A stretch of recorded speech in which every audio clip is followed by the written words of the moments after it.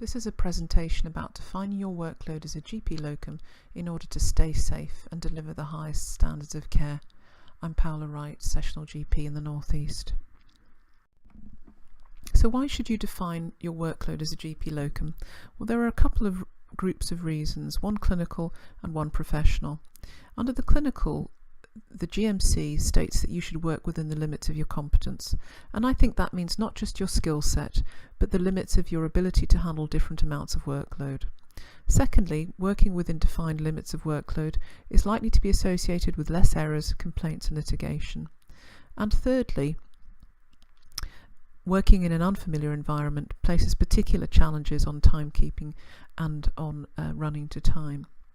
From a professional point of view, you want to be clear what you're going to deliver so that there are no surprises either for you or for the practice. Secondly, you want to be sure that you arrive on time at your afternoon surgery if that's different to the morning, or that you arrive on time at any later commitment you may have. And finally, you need to remember that you're self-employed, and this means that you decide what, how, where and when you do the work that you do, and this is explored further in the next slide. So to explore this issue between self-employed and employed a bit further, a self-employed person decides what work they do and when, where or how to do it. They're not under direct supervision.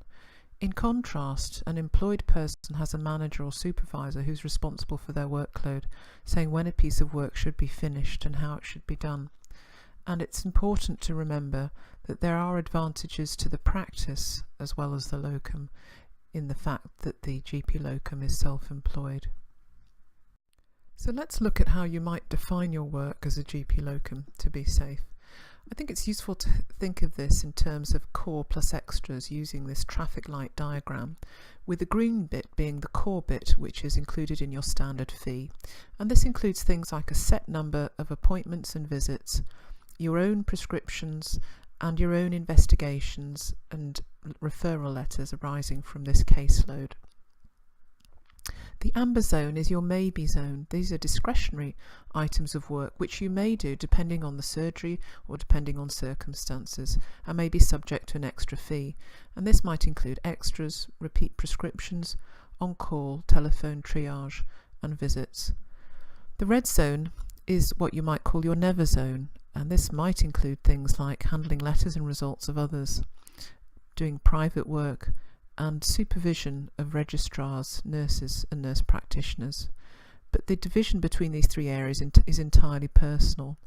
The principle is that as you move from your core work to what you consider discretionary, you might charge an additional fee, and it might be subject to your agreement on the day, depending on time.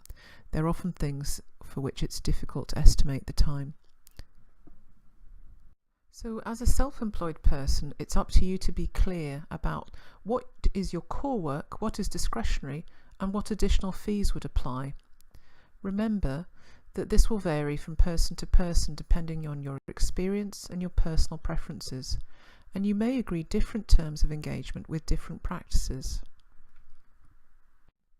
So when setting out your terms of work, it may be helpful to identify the different types of work that you might undertake, and then to qualify them according to whether they're included in your core and in the basic fee, or whether they're what you consider your discretionary work, subject to an additional fee or agreement on the day, and finally the items of work that you consider to be outside of your remit.